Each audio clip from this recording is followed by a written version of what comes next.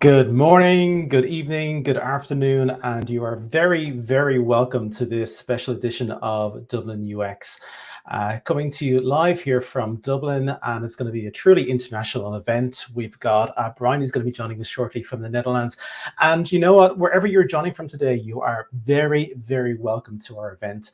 This is our last Dublin UX for this year. We are already planning our events for next year. So if you've got any ideas for us, please reach out. We would love to hear your ideas. If you want to speak, we have a stage. Come join our virtual stage as well. So you're very, very welcome to this edition of Dublin UX, and we do want to hear from you. You've got many ways in which you can communicate with us today. We got a chat inside of YouTube and a chat on LinkedIn. We're broadcasting across both platforms today. Please engage with your other attendees. We want to hear from you. We want to hear your comments. We will read your comments, and we put a selection of those comments on screen. Let's have a look and see who's out there today. We got Kev. Good evening, Kev. How are you? Rick, pleasure to have you back with us again. Anne, welcome. Flavian, help me in the background. Flavian, great job. If you're going to be interacting with us today and you want to join us live, Flavian's going to be looking after you. Send us a direct message on Twitter to Dublin_UX, and we'll bring you in. And we got a special prize if you do come on live on camera today. Well, we would love to have you as well. Let's see who else we got. Megan, very, very welcome. And let's see who else we got. Orla, very, very welcome. So we got a great session planned today. So keep chatting, keep engaging. You can tweet us your pictures. How are you watching today? Hashtag Dublin UX, or get us at Dublin_UX, and we'll be monitoring those and retweeting as well. This is our 51st edition, our 51st Dublin UX. It's unbelievable, 51 events. And we hit a great milestone as well in the last week. We hit our 3,700 member. That's a lot of people. So it's phenomenal. We've been going for over 5 years. Really, really honored and humbled to be able to put this together with the rest of the team to really, it's edutainment. And I heard that term recently, and it is. It's entertainment, it's education, it's everything coming together. So it's great numbers, really, really good. I do also like to talk about our Rewind, Dublin UX Rewind. We started this initiative off at the start of the pandemic all those months ago to really connect and showcase some talks that you may not have gone to, you may not have heard before. And we're continually adding to that catalog. You know, it's towards the end of the year, it's November, and it was this time 2 years ago, we were planning our big Christmas special. I don't know if you were there, if you were present. We had a few hundred people gather for our UX selection box on, I think it was the 3rd of December in 2019. Great event over in Zendesk. And it's when you look at these pictures, like this is what we had before, and this is what we hopefully will be going back to in a more hybrid fashion, because we do want to continue doing these events online. Some great pictures from that event, and I think this is great. There we are, all gathering, eating, sharing food. Our events, of course, have moved hybrid. They've gone online, and hybrid is going to be the way forward. So next year, watch this space. But I'm showing these particular photographs for a reason, because this event was recorded. We've made one of the talks available already, and that's the talk about the digital healthcare revolution with Frank and Henry from Front End. That's available now to stream on rewind.wux.ie. We do have the talk from Amy, and we've got Alberta's talk. I just haven't edited down. They will be edited, and they will be posted in the next month. So we're almost going to relive our selection box 2 years later. So look out for that in the coming weeks. Okay. We do want to share some news about our leadership team here, and my good friend and co-organizer Frank has stepped down. Frank has been part of our organizing team here for quite some time, and Frank is a great friend and will continue to be a great friend. But Frank, we're going to miss you in Dublin UX. So some photographs there from previous events. Thank you so much for everything that you've done, and best of luck with everything in the future. And we'll hang out very, very soon. That does create an opening. That creates an opportunity. We do have opportunities for you. If you would like to help shape Dublin UX, if you would like to be here emceeing, if you would like to be in the background putting these events together, if you want to be editing the content, we have something for everyone. So general call, if you would like to volunteer for this, please reach out. I've got the URL go-to.dublinux.ie/feedback. Let us know how you can help, or just email us events@dublinux.ie. Also looking for ideas ideas, talks ideas, themes ideas, maybe you'd like to speak, just reach out to us via any of those methods, and I will be only too pleased to create an opportunity for you to be in front of your peers. Right, we've got a few housekeeping items here. David from Product Elevation reached out to me. They're hosting their first community conference, and it's going to be a virtual conference on November 18th and 19th, and really it's a very special event. Here's just a snapshot of some of the speakers. There's John Cutler speaking, and from our old WX alumni, Donal O'Mahony from Verizon Connect, and Grace is going to be speaking. But it's a great caliber an event over 2 days. The theme is Discover Together. It's going to run across 4 tracks. So look out for that. They're selling tickets at the moment, and they've kindly given us a couple of tickets to give away. And I'm going to be giving them away today to participants who are going to be taking part live in today's event. I'll explain how in the next few moments. But if you are interested in getting tickets for that, they're currently on a little bit of a promotion for the next few days. You can use that code on screen, PORDELV20 for 20% off ticket prices. Productelevation.org. So without further ado, I'm going to bring Brian into the conversation. Brian is why we are here. Brian, how are you? Hey, great. How are you?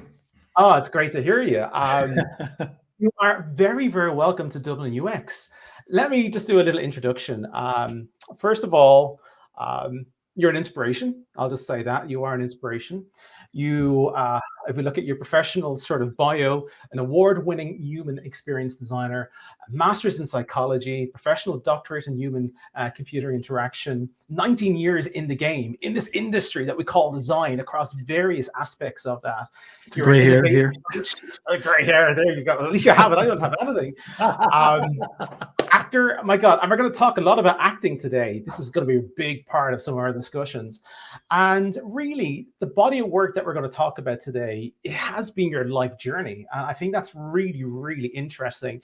I love talking about what is your calling, what is your reason for being. And when I did read your book, and here it is here, the Creative Empathy Field Guide, it resonates you. It's fantastic. So tell us a bit about yourself that I haven't already said.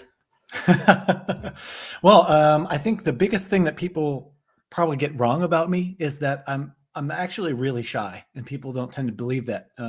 I come across as very extroverted, and I move around a lot, and I talk a lot. But in reality, I'm kind of I'm kind of a homebody. I like to spend a lot of time alone. I like to spend a lot of time in the woods. So, yeah. I guess that would be a little tidbit of knowledge.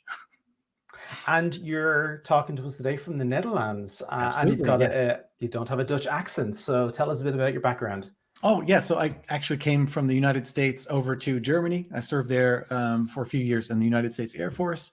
And when that was over, I decided to stay in Europe, and I wanted to go to school. So I came to the Netherlands, and I kind of got stuck. Met a wonderful woman, and we got a cat and bought a house, and it kind of happened all together. And the rest is history, as they say. And the rest is history, as they say.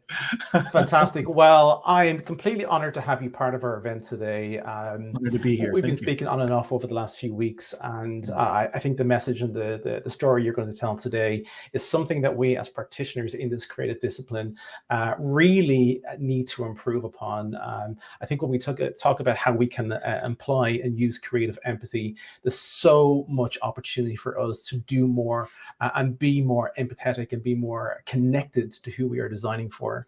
And I can't wait to hear your talk.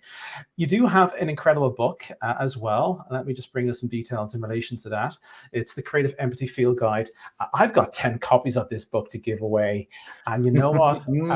As part of the registration today, I asked everyone, would you like a copy of this book? And if you said yes, your name has been put into a draw. At the end of the talk today, we're going to announce the 10 winners. If your name is called, I'll email you, and we'll get this book in the post to you in the next day or so. So good luck if you've RSVP'd yes and you put your name. I know there's a few hundred in that list, but it's great to give those books away. And as an extra surprise, what we're going to do is with the conference, we do have several tickets to give away. Brian, I'm going to put you on the spot. I'd like you to judge this one for me. Here's the deal. Let's do it. Questions. If we get questions in on Twitter, if we get questions in on the chat, we'll bring them in. The best question, the best maybe 2 or 3 questions we'll decide at the end that you choose will get a ticket. Tickets are worth about €99. You get to go to that conference in about 2 weeks' time. So ask those questions. The best questions will get a ticket. If you want to be a guaranteed ticket winner, get on camera with us. Send us a DM on Twitter. We'll give you the link. We want to see your smiling face. We want you to engage with us on camera. If you join us live, you're going to get a ticket to the conference. So that's going to make your life easier, Brian. You won't have to choose a winner, but otherwise we'll pick the winner from the best entry. So there spare me the choice. Spare you that one. So with that, I think what we'll do is, Brian, I'm going to hand it over to you. If you want to get your screen ready, get your share out, we'll take it away and we'll pass the stage over to you. I'm very excited to hear the content today, so it's going to be good. Thank you so much. Actually, before I start, sorry. Yeah, go for it. I just wanted to say, before I start sharing my screen, I wanted to do something else, just really briefly. Go for it. Take a moment together and create some space, especially for those of us who have been in back-to-back meetings all day, and we just have been constantly with our brains switched on and going, 100 kilometers an hour the whole time. I'd like to just take some time, take a brief moment, and let's do a breathing exercise together. And so obviously I can't see you. So if you're not doing it, it's okay. I invite you to do it. It's not a requirement, obviously, but this is a technique that's used by meditators, yoga practitioners, but also special forces people in the field when they're in a stressful situation and need to calm down. This technique helps to reduce the cortisol levels in the body and raise oxytocin. So reduce the stress hormone and raise up a little bit the creativity hormone, the love hormone, the social hormone. And briefly, I'll just explain what we're going to do before we start doing it. It's called box breathing. And so what it is about breathing in for a count of 4.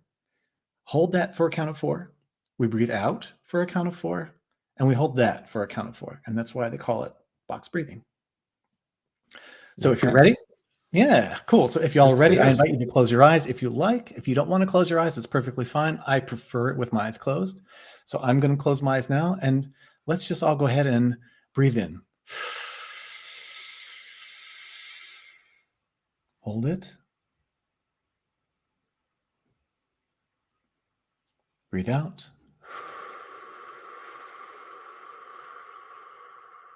And hold that. One more time, breathe in. Hold. Breathe out. And hold that.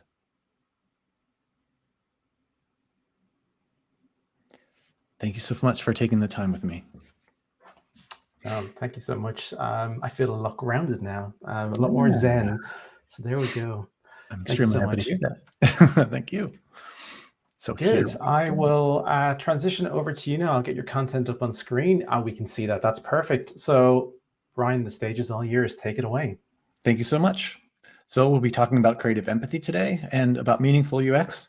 And when I talk about meaningful UX, I'm talking kind of about, if we go back to the foundation of what we do, back to the very, very, very basic.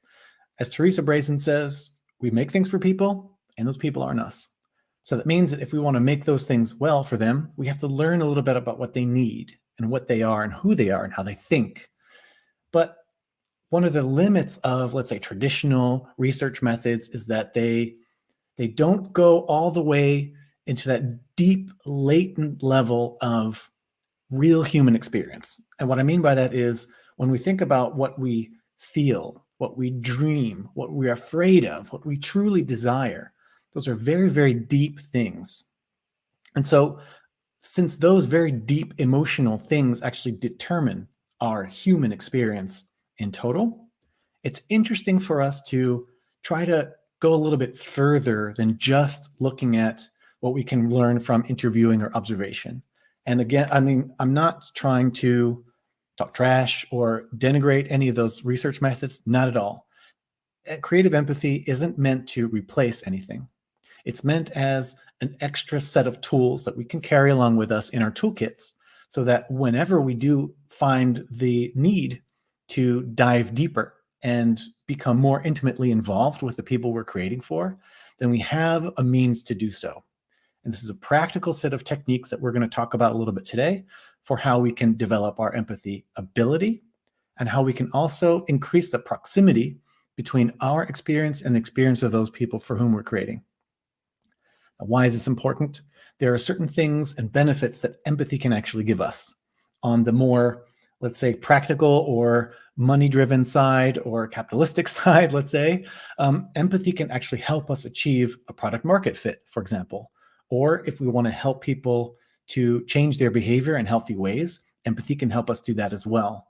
It can help us inspire sustainable brand loyalty and can also help us to innovate in meaningful ways. Meaningful as in ways that help us to make the world a better place, like a really, really better place for people.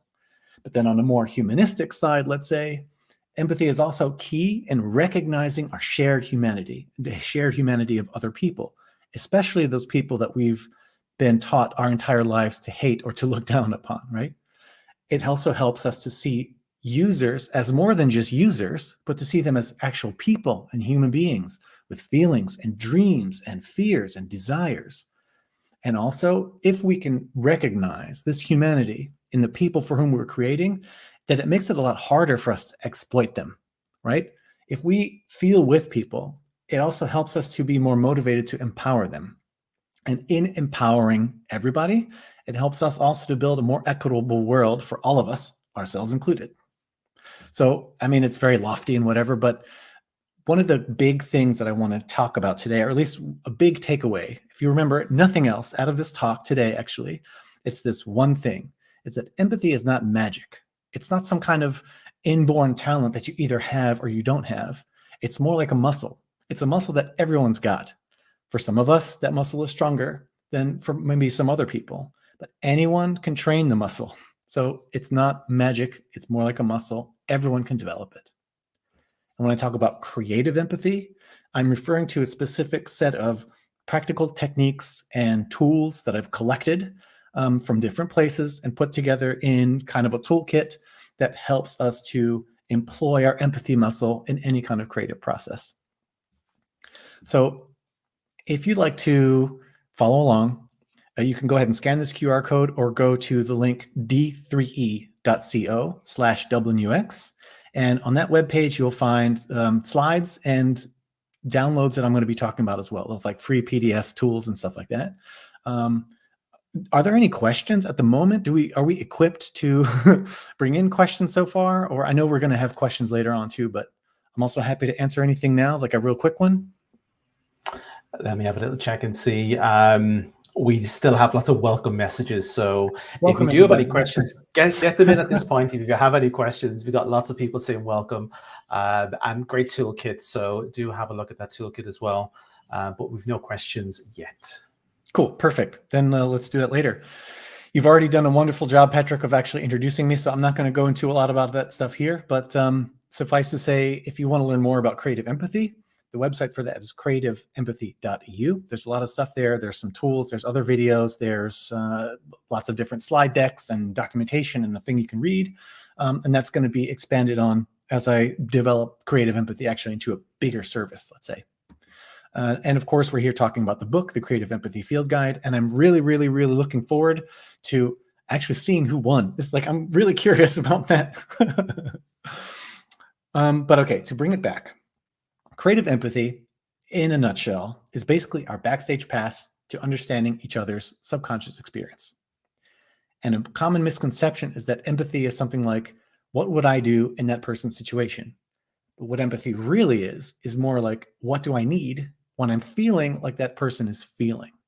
Okay, so obviously we act like each of us would behave differently in a similar situation most of the time.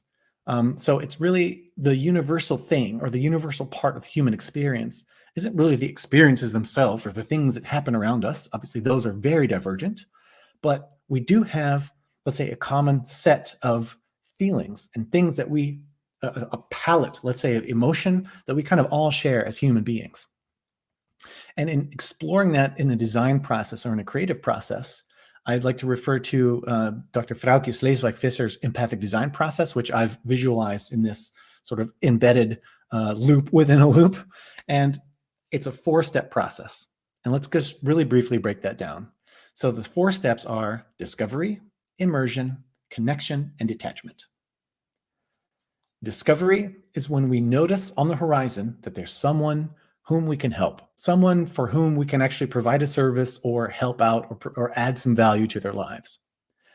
The immersion phase is when we actually step into their world, look around and see what's there. This is where we do lots of UX research, ethnographic studies, interviews, observation studies, and all this stuff. These are forms of immersion. This is where we're collecting data and information about the other person's experience. The connection phase is a little bit the extra phase that empathy brings into the process. So the connection phase is all about recalling our own experiences that were similar to the experiences that another person is feeling or going through, whether that's emotionally or situationally or whatever, recalling those experiences for ourselves and allowing our own experience to resonate with the experiences of that other person. So this is, like I said a moment ago, if I'm thinking about what I need when I'm feeling a certain way, it's basically that I would be immersed in another person's world. I observe that they are feeling a certain way, or they tell me that they're feeling a certain way. So I understand that their emotional reality is a certain way at a certain moment in, let's say, a journey or a process. And then I reflect on a time that I can remember that I felt that same way. And so if I can bring that back, if I can recall that emotional state and bring it back a little bit into my mind, then when I finally detach and go into stage 4 and start creating my solutions and start ideating and designing, then that gives me an extra layer of emotional insight that informs my design decisions moving forward. And of course, it's a loop, so the whole process keeps starting over again. Next to this, a little key thing that I like to talk about is the fact that empathy or experiencing empathy is a function of our empathic ability and the proximity between our experience and the experience of another person, or the person with whom we're trying to empathize. I call this the Eindhoven empathy model because that's where I came up with it, or where I actually presented it for the first time. But what that really means is that because it's a function, it means that if ability or proximity are 0, then the empathy cannot happen. However, as long as both are not 0, then we can actually boost one to make up for, let's say, a lack in the other. And what that means is this: if someone is highly developed empathic ability, then they don't need as much proximity to another person to be able to empathize with them. And the other way around, if I'm working with people who might have a lower empathic ability, then if I can help boost their proximity to the person we're trying to empathize with, then they can also help them experience empathy, even if they're not really good at empathic ability. So let's just break that down a little bit. If we think about ability and proximity, how can we boost those two things? Let's talk about ability first.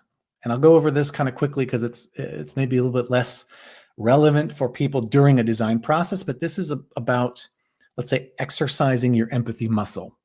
And one great way to do that is by developing your emotional vocabulary. So this is a wheel of emotion visualized by the Junto Institute, and there's lots of different versions of this wheel of emotion and lots of different ones, but I just like the way that, they have gradients and sort of all fits together. It's thematically very nice. And what we notice, if you look at the wheel itself, is that in the middle, we have the very basic emotions. These are like the emotions you would see in Inside Out, that movie from Pixar, if you remember that. It's the kind of the big categories of emotion. And as we move outward in the circle to the concentric layers, we notice that there's more and more nuance. And the reason why I like to show this is because when I'm doing workshops, for example, sometimes I'll have people just tell each other how they're feeling or how they're doing today, but then with this emotion wheel as a guide, and I challenge them to be as specific as they possibly can. Because if we can communicate with specificity around emotion, that really helps us when we're doing some research, or if we want to understand another person's emotion, that helps us to ask them more specific questions. It helps us also to elicit more specific responses from them. And as a general ability, let's say, it also helps us communicate with people in our lives, people with whom we have relationships on a more specific level. But there's also a neurological component. So, for example, practicing mindfulness, like doing mindfulness meditation or practicing other mindfulness techniques, actually changes our neurochemistry. Like literally, the empathy centers in the brain get bigger and the blood flow gets stronger in those areas for people who meditate more often and meditate for a long time. It's like literally changing our bodies, just sitting down and meditating over time. Like I don't know, I get very impressed by this simple fact. It's like a technique that humanity's been doing for thousands of years. And, finally, with latest advances in neuroscience, we're finally figuring out like why these techniques are so amazing, actually. But to go back to something else that we've been doing for millennia is acting. Patrick, you mentioned a moment ago about the fact that I'm an actor, and I've done some method acting in the past. And training as an actor is a really, really, really wonderful for developing your empathic ability. And that's because acting is all about living into the experience of a fictional character, which if we think about what design or UX actually is, it's kind of the same, right? Like we create a persona, and this is an archetype, a fictional character with whom we should try to empathize and help other people try to empathize with in such a way that we can actually design better for that persona or that character, right? So actors have been doing this for millennia, and that's why I've been trying to take, like as part of the book, I stole a lot of sort of techniques from the acting profession and brought them into sort of a design sphere. That's kind of my mission with this. And finally, the last thing I'll say about developing your empathic ability, it's kind of the simplest and simultaneously maybe the hardest tip that I have for you. It's just live life. Live life as fully as you possibly can.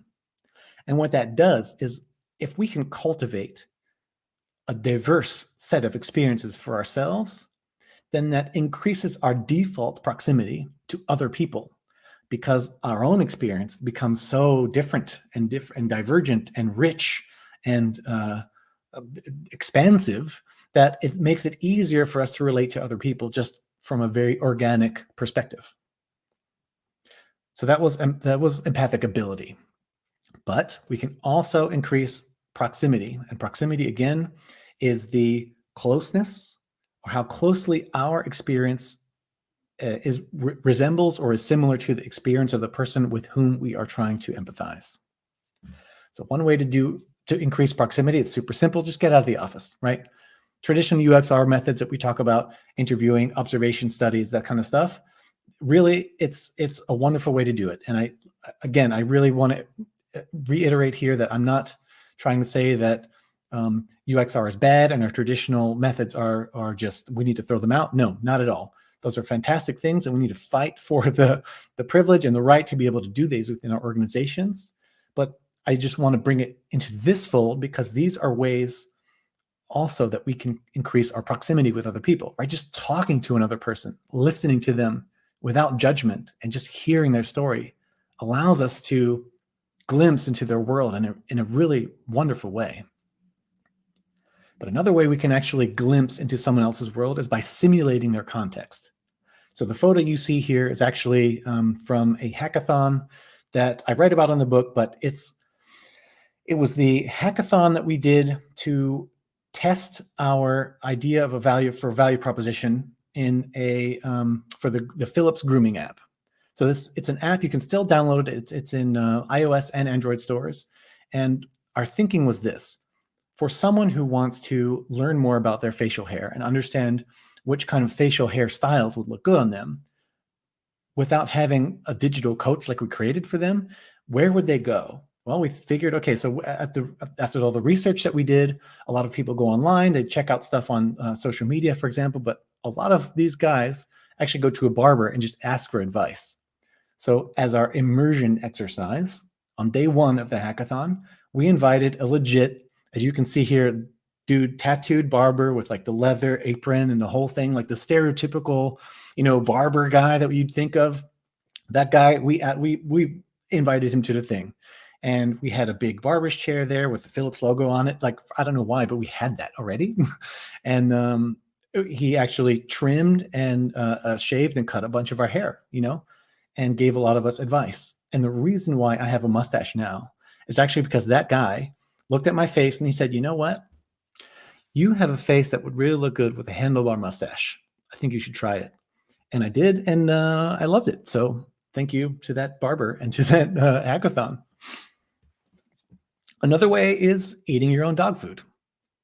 So I'll tell another Philip story. The gentleman that we see in the center with the dark glasses, his name is Andrew Walker, and he used to be the creative director for domestic appliances at Philips. And so he and his team, every week, every Wednesday, I believe it was, they would use Philips products to prepare their lunch, and they would eat it all together. And the wonderful thing about that was, if they noticed that certain things were very delightful to use or things went really well, then they could actually incorporate that into their marketing messaging. And if they noticed that things weren't so good, or there was something that wasn't so nice to use, they could actually get in touch with the folks who were developing those products and get it fixed, right? So it's super simple, super easy. And I would say even prototyping falls under this as well, because if we can create prototypes of a product that doesn't exist and use it, that firsthand experience, that first person perspective is really important and really interesting in understanding what it is to be that person who's using the thing. It's sort of talking about shifting roles. Another way to shift roles is actually do role-playing exercises. Patrick, you and I were speaking earlier about interaction improv. It's a wonderful sort of thing. I read about it in a book, and it comes from Stephen P. Anderson. Maybe you know his book, Seductive UX Design, or I think Seductive Interaction Design. But in any case, he writes in that book about interaction improv, where one person plays like a person using a system or some kind of computer system or an app or software, and the other person plays the software itself, the tool or the appliance or whatever it is. And the thing is, the trick or the challenge is that the person playing the role of the system is only allowed to speak in ways that the actual system speaks. So if it's let's say a light switch, you have on and off. That's all there is. So that's the only thing that person is allowed to say while the other person's interacting with them, if that makes sense. So what that really does is it helps to shift the context of use into a much more human-human interaction, so that we understand sort of the way that people are going to feel when they're interacting with a certain software product. But there's another much deeper way to actually step into the shoes of the person that you're trying to design for. Now, I call this become the customer, right? And no one, I don't think, has done this in a more interesting way than Drew Manning. So the gentleman we see on the slide here, his name is Drew Manning, and he runs a website called Fit to Fat to Fit. And as you can imagine, his story, he's a personal trainer, right? So he helps people learn exercises and get fit, lose weight, and that kind of stuff. But he's been healthy for his entire life. So there's never been a moment where he was actually overweight or where he suffered from sort of low energy or anything like that. He's always been healthy. He's always been very athletic and always been very sporty. So at some point, he recognized from himself that he was having trouble really connecting with his customers. They were maybe having trouble with doing those last 10 push-ups, or with performing whatever pull-ups or whatever like this. And so in order for him to understand what these people are really going through, he took 6 months off of work and just ate crap. The most unhealthy, most sugary, most whatever fatty stuff he could find. He just ate crappy stuff for 6 months. He even put a YouTube challenge. I think people could send him things that he should eat, and then he'd eat it on a YouTube video and like post it online. He made like a whole thing out of it. It was fantastic. And so, as you can see, the middle photo is him after 6 months of just no working out, just eating crap the whole time, being unhealthy. And this is the first time he actually experienced what it's like to be overweight. And then after that, the 6 months that after that was when he went through his own program to get fit again. Now, the big insight that he gained, I think, is best summarized in a story about how he, at some point, wanted to play with his daughter. He came home from work or from whatever, or his daughter came home from school, and she wanted to play with him, and he just couldn't. He didn't have the energy to play with his daughter because he was so tired and so overweight and so unhealthy at that moment that he finally understood that being overweight and trying to get in shape isn't about muscles or lifting weights or running. It's about playing with your daughter and having the energy to really live life the way that you want to live it. And that insight really helped him in being able to relate to his customers, talk with his customers on their level, and be able to communicate with them. And people really trust him a lot more now because they know he's been through what they go through. Of course, I'm not saying that we should all go through that kind of a process. I mean, that's like a level beyond, you know? But at the same time, it is interesting for us, especially being sort of the UX people. We're often the only designer in a team, or, you know, us being the ones that are at this talk now. How can we help our teams actually experience empathy with us? Well, the first thing we need, the first absolute foundation of empathy, is psychological safety. If people do not feel safe in expressing ideas, then they're not going to be able to be vulnerable enough to actually try feeling or experiencing an empathic connection with people at work. Okay, so psychological safety is of the utmost importance in trying to create a culture of empathy at the workplace. Another thing we can do is create characters and tell stories with them. I've created this character map canvas. It's just, I'm not trying to reinvent the wheel here. I understand that personas already exist, and the character map canvas is just something, it's one of those things that I stole from acting, right? Like, I tend to find that personas a lot of times, and it's not the fault of personas, but people tend to misuse them in the sense that, for me, a lot of personas have, let's say, extraneous information or data that I don't have any use for, that they don't inform my design process. But a character map is very focused on, let's say, the objective. What is a person trying to do? What are the obstacles that are in their way of actually achieving that objective? What's their motivation? And what other opportunities are there that help me out? And basically, the obstacles and motivation are direct things that I can use that inform my design process. It's like, if we were doing a value proposition canvas, it would be like pain points and gain creators, right? Like those kind of things. It's very one-to-one when it comes to informing the later design process. But I did mention stories. So if we have characters and we tell stories about them, or tell stories with those characters, then we can also sensitize people to the realities of certain things before we let them loose on an ideation process, for example. Now, what we're looking at now is what Marina Lopez Reyes calls trigger cards. And these trigger cards are a form of sensitizer that she shares with stakeholders and folks that she works with on her project before they go into an ideation session. And so her project was in Mexico City around survivors of domestic abuse and domestic violence, actually. And there are organizations that are there to help these victims of domestic violence, the police, there's social work organizations. But those folks that Maria Elena was working with, they didn't really have that same understanding about what it actually is to be a victim of domestic violence.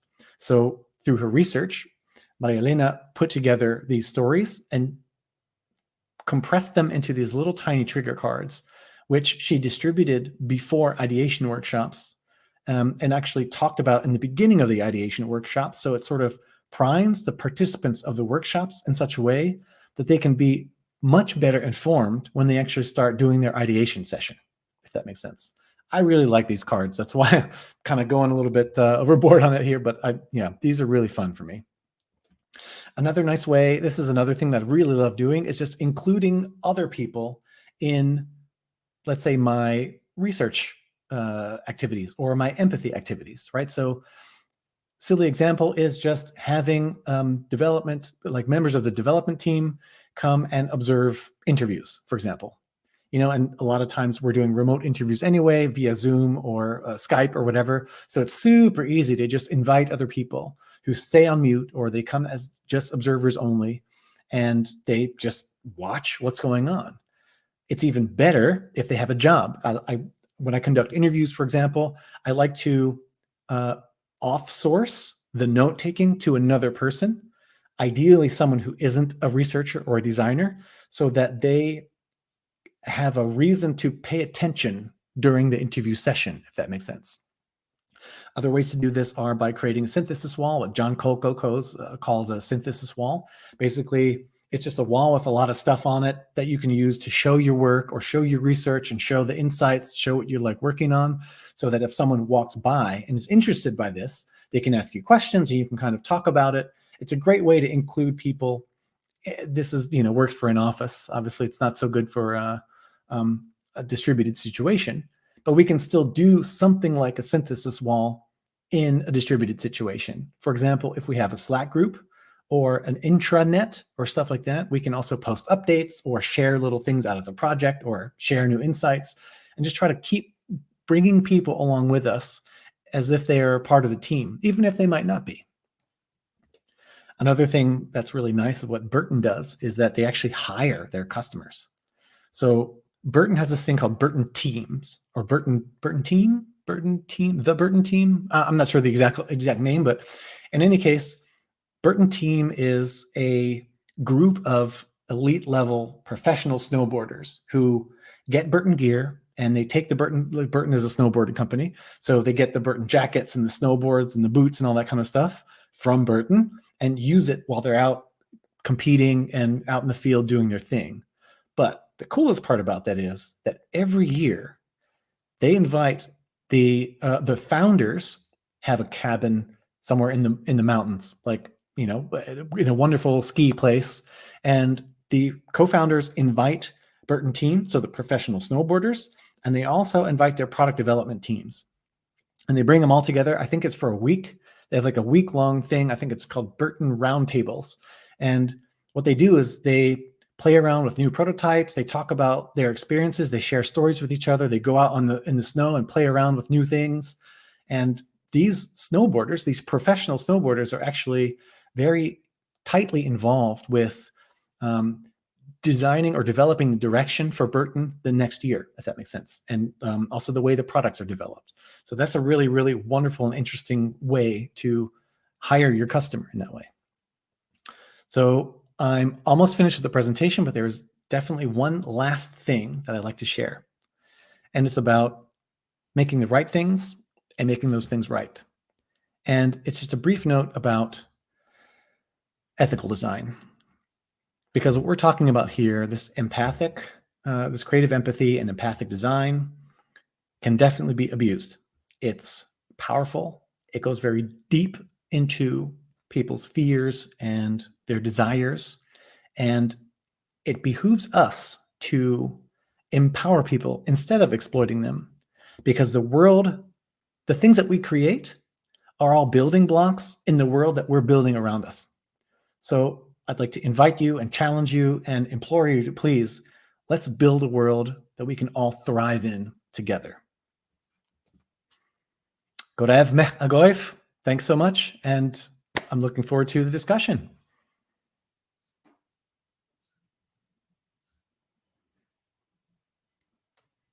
Hello? It kept me on mute for some reason. Oh, sorry. There we go. Okay. Thank you so much, Brian. Some great content in there. Really enjoyed that. And for me, it was just great to see some depth, because I've read your book, and it's great to see some of those examples just come to life in some of those photographs and so on. So yeah, I really appreciate that. Thank you. We've got some questions coming through already. Yes. If anyone has any questions, just get them into the chat. If you want to come and join us here on screen, please just reach out to us on Twitter, direct messages.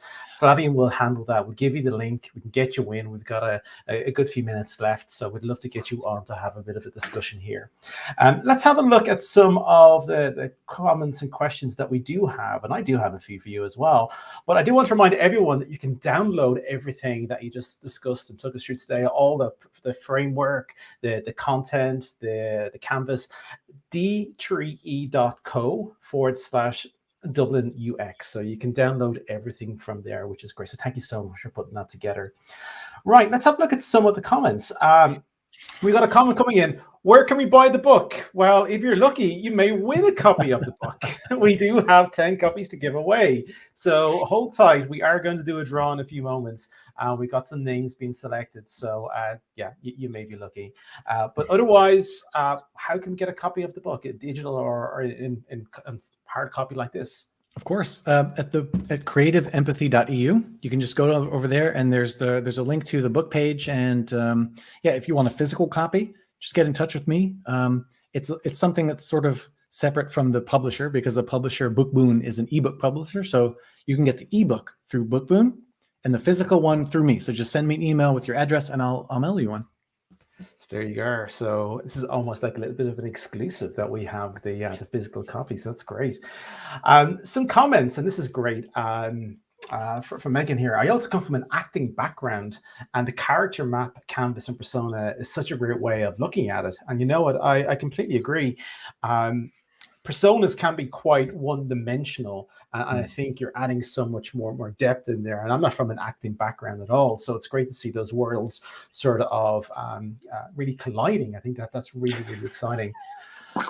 Thank you, Megan. Yeah, very good.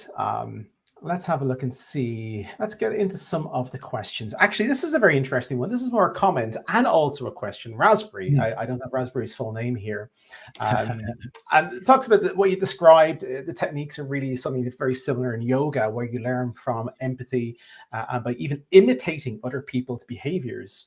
And this is interesting. The question then goes into you're imitating, but you're not really thinking through a logical process. So can you talk about that? When we use empathy to simulate, and we're using these techniques to simulate and really get into understanding how people feel and how that makes you feel, how does that really relate to the more scientific, logical process, maybe qual or quant research? The question here is, how do you justify using this empathetic approach versus a more scientific, logical approach? That's a great question. I think actually I can answer this question and also Alicia's question about, is there such a thing as too much empathy applied to design? I have actually the same answer for both of those questions. And the answer is that empathy has two components. So in the book at the end, there's a chapter or a section on empathy pitfalls. And one of the pitfalls is if we have unbalanced empathy. And what that means is the two components of empathy are affective, so emotional, and cognitive. It's more rational, right? And by going through the different stages of the empathic design process, we're also shifting perspective. So what we're doing basically when we discover somebody is we're looking at them from a third person perspective. And then when we immerse ourselves in their world, it's more second person, like we're standing next to them. And in the connect phase, we are putting ourselves in their shoes and relating their experiences to our own as if it's a first person thing. But then when we detach, we're going back to third person. And the key part about that is we are combining the emotional insights that we have with rational knowledge and understanding. So research is incredibly important, qual and quant, because that gives us, let's say, the meat or the food that we use to turn insight into empathy in that way. Does that make sense? And so if we have too much emotional empathy, then it could mean that we design something that helps one group and totally screws another one over, right? And if we just have cognitive empathy, then we do a lot with perspective taking and stuff, but then we're still missing that emotional component, if that makes sense. It's that balance really, isn't it, between effective and cognitive. And I Yes. think that's what I like about that loop, is that you have that detachment at the end. You've immersed yourself. You've even checked yourself to see how you relate to it, but then you detach. But now you're armed with essentially logical data to a degree, because you have observed, you felt, and it's another data point. But as you say, it shouldn't be the only data point. There are other data points that you can bring in. That's why that detachment is quite important. Leave their world and zoom out. When we were talking earlier, I sort of spoke a little bit about this is like systems thinking, where we can zoom in and then zoom right out to the entire system, so we can see how people are feeling at particular stages, and then zoom right out to see the whole system and see, does that person impact someone else? Will my change impact the wider system? So I think it's important to get that context. So that's fantastic. Definitely. And Raspberry, Thanks, Raspberry and Alicia. and thank you for the follow-up, Raspberry. So that's great. And technology is working. Alicia's commenting live on LinkedIn, and Raspberry's here on YouTube. So we have our multiple networks all connected together, which is great. Let's have a little look here, Kev, and this is quite interesting. What is the impact of remote working on generating and enabling creative empathy? It's a little bit double. On one hand, because we don't have, or let me say, we have fewer opportunities to actually sit physically with a person and talk with them face to face, that can make things a little bit more challenging. However, because of the, let's say, remote working and the lockdown that we've actually all been through, then it makes these video chats. And I mean, look at us. We're having an event right now over the internet with video, but then live and connected. This has become much more normal and widely accepted. So remote research methods are also much more easily accepted by research participants, by research stakeholders, with other people in a company. And that, let's say, that it's almost like a lubricant. It gives us sort of a little bit more easy time in implementing these, let's say, easier, more scalable methods of research, if that makes sense. Yeah, it does. I've got a related question here in relation to the pandemic. So some questions on this. During the pandemic, how have you strengthened your own empathy muscle remotely? Have you found it challenging, or has it generated new ideas? Both. It's been a challenge, and it's generated many new ideas. But okay, so I guess it's kind of two questions. So how have I strengthened my empathy muscle recently? I meditate every day. Well, 99%. I miss a here and there. Let's be honest, I'm a human being and fallible. Of course. Right? And I also, whenever possible, I try to avoid small talk, if that makes sense. So if I'm speaking with someone, then I try to ask questions that have some substance and talk about something that's beyond, oh, look at the weather today, or, hey, this coffee is not so good, huh? Like these kind of sort of surface things. I try to go a little bit beyond that, just because I want to cultivate and practice this idea of curiosity, just being curious about other people and what makes them tick, and understanding that people have these experiences at home that are completely hidden to me, just encountering them on the street or in a party or at an event, for example. And thinking about new ideas because of going remote. Actually, I went remote slightly before the pandemic. So I've been dealing with this challenge actually for a long time, and it's given me a lot of flexibility and freedom, because since I don't have to commute to an office anymore, and I have much more control over my day, that gives me a lot more time to be intentional about practicing empathy, doing yoga in the morning, doing meditation in the morning, having a morning routine that allows me to give myself energy before I actually start trying to work and expend the energy. So yeah, it's been a challenge, but also very wonderful. That's great. In relation to sort of strengthening that empathy muscle, there was an example I saw pretty recently. It was someone in my connections on LinkedIn. They got a new role in Deliveroo, and I found it fascinating that as part of their standard practice, no matter what role you're in, you have to get that Deliveroo bag on, and you've got to go and deliver food.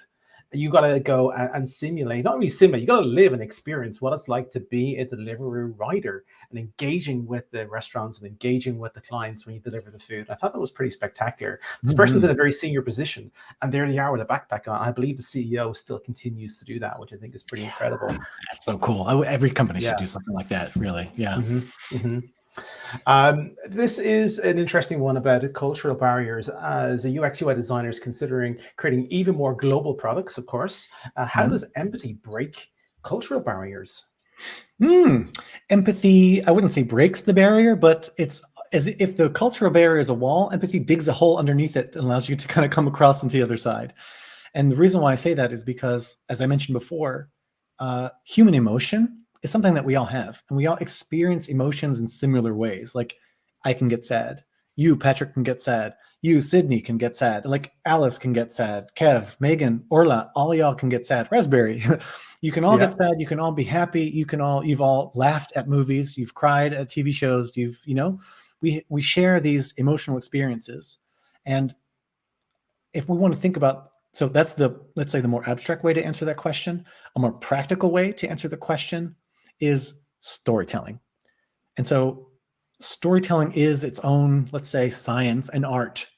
But the really, really wonderful thing about storytelling is that we human beings, as we are, our Paleolithic bodies and brains have evolved in such a way that stories are like a shortcut to our emotional responses, if that makes sense. So it's much easier to cry at a really good movie than it is to cry at a movie that just isn't put together very well, or it kind of sucks, or you're constantly thinking about, oh, that acting is really bad, or what's with the lighting here, or the music doesn't work, or that doesn't make sense what this person is doing, that choice is totally crazy. Like, if we can tell stories in an effective way, then that can really help us to get across those cultural barriers, because these are things that are just inborn into us, let's say. That's great. Let's look at some other comments we have here. We really have an international audience. So hello from South Africa. You are very, very welcome. And Delilah, good to see you. Yes, great to listen to. Thanks, Brian. Great as always. Good to see you. Thanks. Good. Rick, a friend of the family, who runs Belfast UX. Traditional personas, do they still have a place in the UX toolkit, or will they only ever be really scratching that surface? Yeah, I think the answer to this question is the kind of, you can put any, if we take personas out and put any like hammer or drill or any kind of tool into that, I think the answer would be the same as any other tool. It's just really how you use it. And is a persona what you need for that particular moment? And how different really is a persona from a character? It's got different things in it, but sometimes we do want to know how many kids a person has and how much income they have and what brands they like. Sometimes we do need to know that stuff.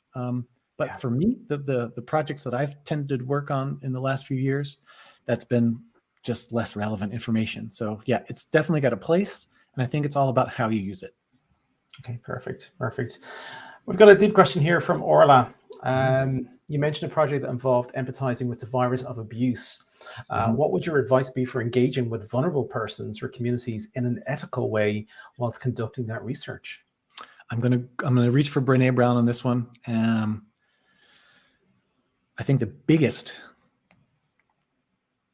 thing that we need to do and keep in mind when we're dealing with vulnerable people is that we should listen first. Listening is a huge, huge thing. Just stop talking and listen, really actively listening, and also listening without judgment, listening or even observing without judgment. What I notice a lot, and also with myself, I'm a human being, right? So I have my own baggage and I've been raised in a certain context. And so I notice that I tend to judge people about certain things because that's the way I was raised, or that's the way I've lived, or these are, preconceptions that I've developed over my 41 years on this planet.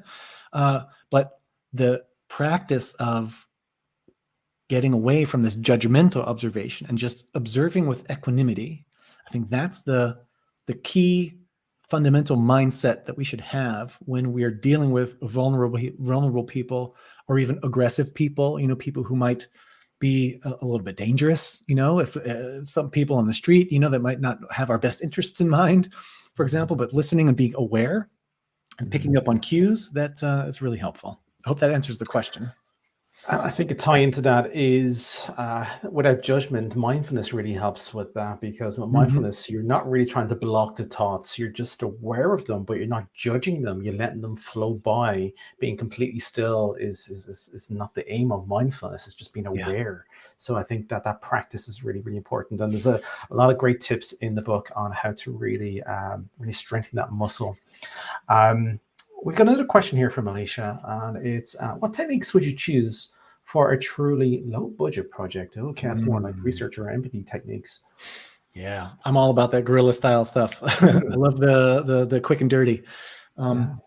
So Patrick, you and I talked earlier about free writing. I think free writing is one. It costs nothing. It costs a piece of paper and whatever you have to write on.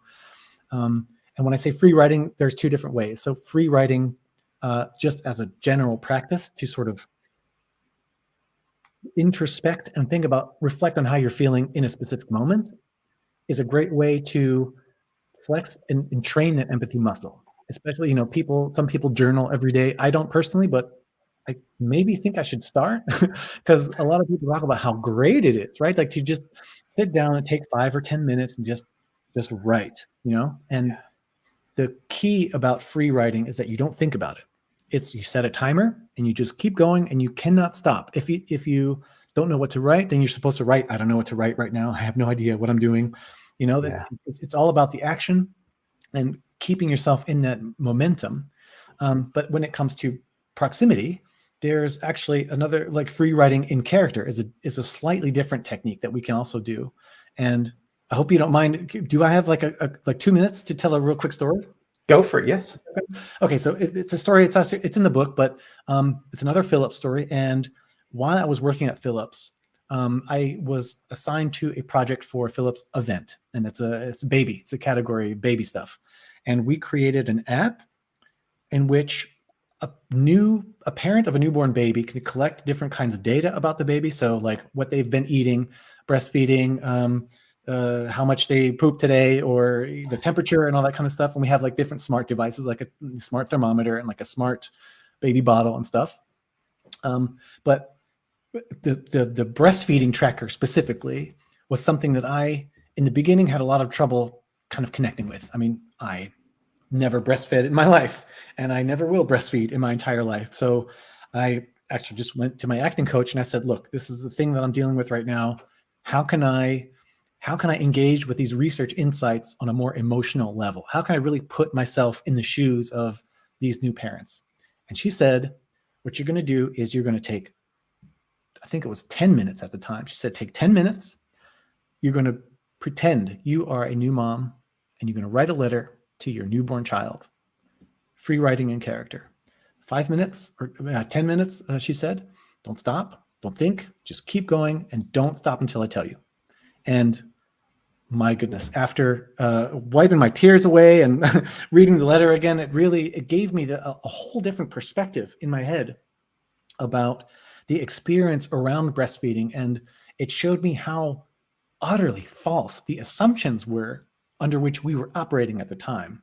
We were thinking like, okay, a mother who's breastfeeding, she's bored. So let's show her some content. Let's put some articles out there. Let's give her some things to surf around and click in, and, let's make it a little bit more interactive. But that's the last thing a person wants when they're trying to breastfeed, because the baby might be crying. There's a phone going off in the corner. There's like some sounds going on outside. There's so many things going on.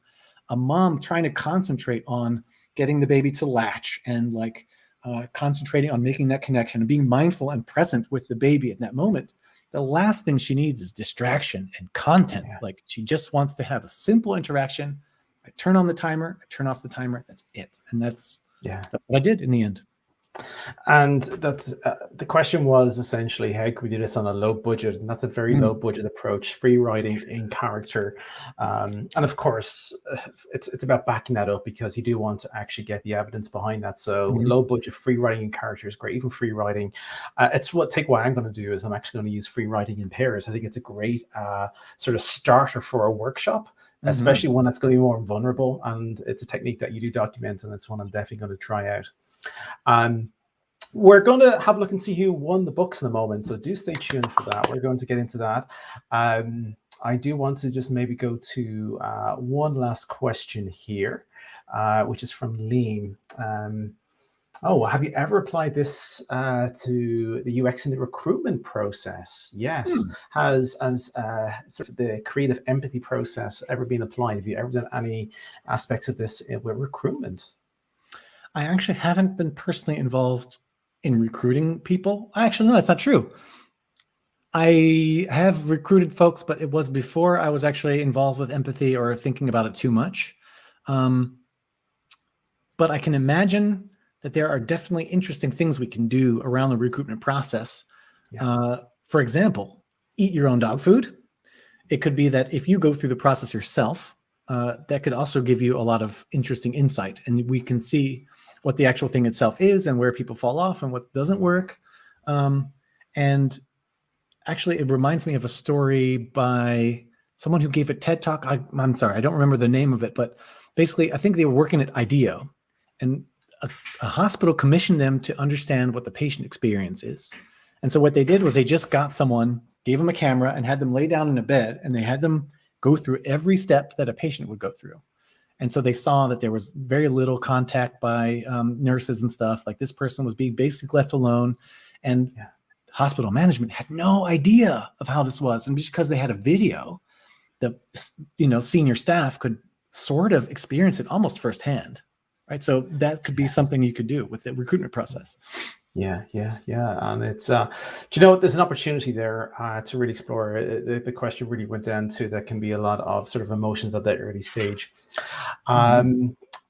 We have been trying to get someone on camera, and I don't think we're getting anywhere with it. Flavian, I'm going to bring you into the conversation here because you're monitoring all this for us at the moment. There you are. Are we getting anywhere? Are we finding anyone who wants to come on camera? Hi there. No, I'm afraid we didn't have any direct message, so no joy. No brave, intrepid soul to want to come up here and be vulnerable with us. Exactly. So yeah, we need to rethink that process, Patrick. No one wants to come on. Okay. Well, you know, that just means there's no guaranteed tickets for the conference. So, Brian, I'm going to put you under some pressure in a few moments. You've got access to all the questions in the panel there. And what I'm going to get you to do is scroll up and down, and I'm going to get you to select 3 winners in a few moments. So if you've asked a question, whether we've asked it or not, Ron, you've got access to everything. We'll pick 3 winners, and they will get the lucky 3 tickets to the conference. So there we are. Flavian, thank you so much for that. We'll talk later. Thanks. So let's have a look, Brian, at the winners, because we do have some winners here. I'm just going to see what we're at. We do have some copies of your book to give away. In fact, 10 copies of your book to give away. So thank you so much. Very gracious for this. Let's hit go. And this is open to everyone who has RSVP'd in the last 2 weeks since we've had this open. So let's see the first 5 that we have. Ciao, Ricky, Juliana, Ricardo, and Emer. So congratulations. Yeah, you're the first 5. You're all going to get copies. I'll be reaching out to you on Meetup in the next 24 hours to get your details. And you've got copies coming to you in the post. Let's have a look for the next 5 and see what we have. Okay. Here we go. Liam asked the question. Virginia, Amelia, Jay, and Maverick. So there you go. That's fantastic. So those are our winners. Now, no pressure. Product elevation. We do want to give away 3 tickets worth €100 each. Go for it, Brian. All right. So Orla asked a question about ethically dealing with vulnerable people. So I definitely want to choose Orla's question. Alicia asked 2 questions, so I want to actually reward that as well, if that's possible. Of course. And let's say, oh, Crazypedia, what up? Good to see you here. Yeah, Raspberry. you were also very involved. I have no idea who you are, and I suppose that's by design, but I'd like to also thank you with tickets. Good stuff. Raspberry, I don't know who you are either, so drop us an email with your meetup handle and we'll validate all that. So those are the three winners that we have. So congratulations to the three of you. That's fantastic. Yeah. Thanks to everyone who asked questions. Oh, sorry. Oh, well, most certainly. No, I agree. I've got a list of questions to ask you here, and we've got way over. So I'm like, I can't even get to my questions, but that's just it. It was fantastic. Today's talk is available now to replay. So if you joined us late, you're watching it live, just hit rewind. It's available to watch forever up on YouTube. And we'll do an edit of this down to the pure talk itself. That'll be coming out ever so shortly. And of course, we've got all the other content up there as well. If you would like to speak like Brian has today, reach out to us. Go to dublинux.ie/feedback. You can give us your details. If you'd like to help out, run in the background as we come back to in-person events. Maybe you've got video skills. Maybe you're good at broadcasting these events live, because we're trying to figure out how we deal with this in a hybrid world with some people here, some people there. We know we don't want to leave anyone out, and we need help with this. So yeah, if you'd like to help out, we could definitely avail of your assistance. If you're a sponsor, if you've got a venue, Zendesk was wonderful. We'll be reaching out to them again. But if you got a venue, yes, we would love to host our events there. So that's fantastic. Brian, really sincerely, thank you so much for taking part today. I've really enjoyed our conversation, really enjoyed the talk, and I've really enjoyed just getting to know you as a person as well. So thank you so much for everything. Thank you, Patrick. This whole process has been wonderful. And really, for anyone who's even has like a smallest inclination at all to speak, I can say from a firsthand experience, this process has been wonderful. Patrick is just an absolute joy to work with. And I really encourage you to, send him an email. Thank you so much. I appreciate that. And of course, you can download everything today at d3e.co/Dublin UX. So that's great. That is it. This is our last event for this year. We're going to take some time off because it's coming up to the holiday and the Christmas season. And I think we could all do with focusing on our families and putting our lives first. So we'll step back out of this. We will be back in the new year, probably in January, February. We may just go for February as the first event, and we'll take it from there. So do reach out to us with any suggestions for anything. And yes, stay safe. Enjoy the festivities if you're celebrating. And of course, for anyone who is watching today from India and our Indian colleagues, happy Diwali. Happy Diwali! The festival period has kicked off in earnest, yes. And until the next time. Thank you so much for everyone for joining today. Brian, thank you so much. Have a great one. Bye-bye now. Thank you, Patrick. Bye.